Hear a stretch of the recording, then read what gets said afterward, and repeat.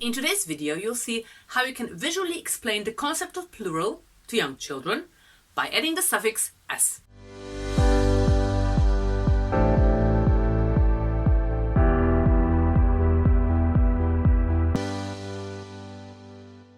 I'm Mia from Cool School, where we're inventing visual and tactile games as well as material that parents and teachers can use for their children. Let's dive in.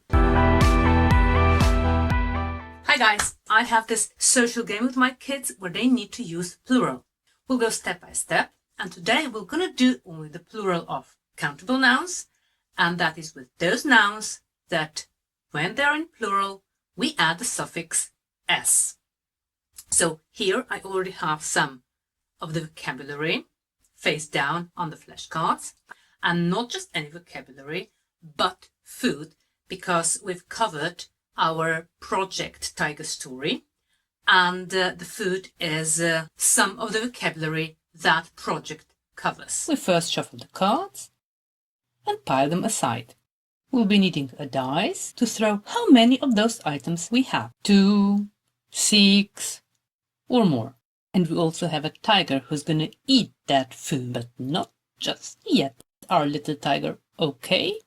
So first we have a piece of food, an apple. We throw the dice. Oops. We throw the dice. We have 4 of them. So because we have 4, we cover the article and replace it with the number. So we have 4 apples for the tiger. Now the tiger comes and yum, yummy, yummy, eats the apples. Thank you, tiger, but we need that dice. Okay. So we have 4 and the suffix s. 4 apples. Now, yummy, yummy. The food is eaten, and we have another piece of food, which is a strawberry. We throw the dice. We only have 1 strawberry, so we don't need the suffix s. But what we do need is either an article, so the tiger eats a strawberry, or the tiger eats 1 strawberry. Come on, tiger, you can now go and eat it. Yummy, yummy, yummy, yummy. That's good. Thank you. Strawberry is exhausted. Now we have another piece of food, which is a muffin. Now we throw the dice. We have 2 of them, so we cover the article with 2. And because it's plural, we need to put the suffix s. So we have 2 muffins for our tiger. The tiger! She doesn't want muffins. What do you have? Sorry, what do you have? Cake. No, what do you have? Cake. A cake. Can you count? 1, 2, 3, 4, 5? Yes. Yes. So how many do you have? 4. You have 4 what? Cake. Really? What do you need? 4 what? 4? Cakes. Mm-hmm.